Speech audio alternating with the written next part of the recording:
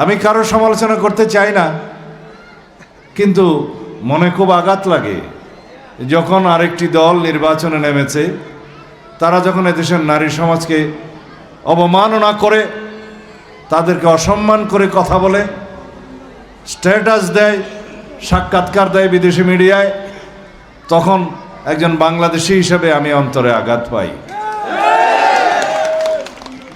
আমাদের মা বোনদের কর্মস্থলে তারা যে পরিবেশে কাজ করছে, একটি দলের আমির সাহেব বললেন সেটা পতিতাবৃত্তির সমান। আস্তাগফিরুল্লাহ। আমাদের মা বোনদেরকে এভাবে অপমান করবে এই দেশের জনগণের সামনে, এই ধৃষ্টতা প্রদর্শনের পরে তারা আবার দুঃখ প্রকাশ করেছে। তাতেই বোঝা যায় সত্যিকারভাবে তিনি তা বলেছিলেন। আবার বলেছে তার আইডি নাকি হ্যাক হয়েছে, সেটা মিথ্যা প্রমাণিত হয়েছে। আজকে দেখলাম ইনিয়ে বিনিয়ে অনেক কথা বলছে গ্রামীণ মহিলাদের অগ্রগতির জন্য তাদের কি কি পরিকল্পনা আছে। আমরা দেখেছি তাদের মুখোশ এখন উন্মোচিত হয়েছে আবারও নবরূপে। যারা 1971 সালে আমাদের মা বোনদেরকে হানাদার বাহিনীর হাতে তুলে দিয়েছিল, এটা তাদের ইতিহাস। তারা এই দেশের স্বাধীনতাতে বিশ্বাস করেনি। তারা এই দেশের সংখ্যালঘু সম্প্রদায়ের উপরে নির্যাতন করেছে, তাদেরকে হত্যা করেছে। হানাদার বাহিনীর সাথে তারা দোসর হিসেবে কাজ করেছে। যারা এই দেশের স্বাধীনতাতেই বিশ্বাস করেনি, তারা বাংলাদেশের অগ্রগতি প্রগতি কিভাবে চাইবে? তারা বলছে তারা যদি রাষ্ট্র ক্ষমতায় যায় তাহলে তারা কি কি করবে।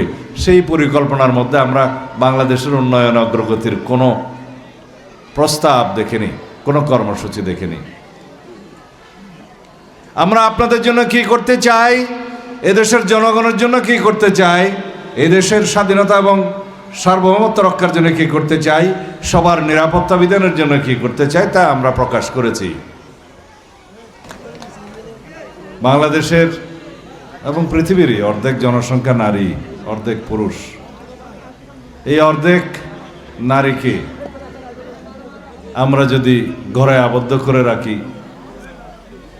বাংলাদেশ গঠনে যদি আমরা তাদের ভূমিকা নিতে না দেই, তাহলে বাংলাদেশ অর্ধেক আগাবে, অর্ধেক পিছাবে।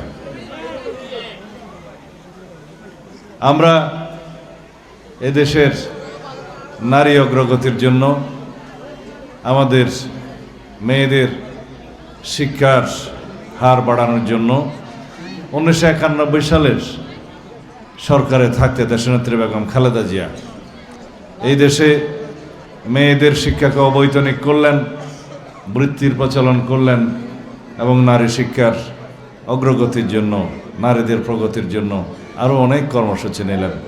আমাদের মা বোনেরা শিক্ষিত হয়েছে, দেশের সম্পদে পরিণত হয়েছে। আজকে আপনারা সবাই পর্দানশীল, একই সাথে প্রগতিশীল, একই সাথে আপনারা অগ্রগামী এই দেশের জন্য।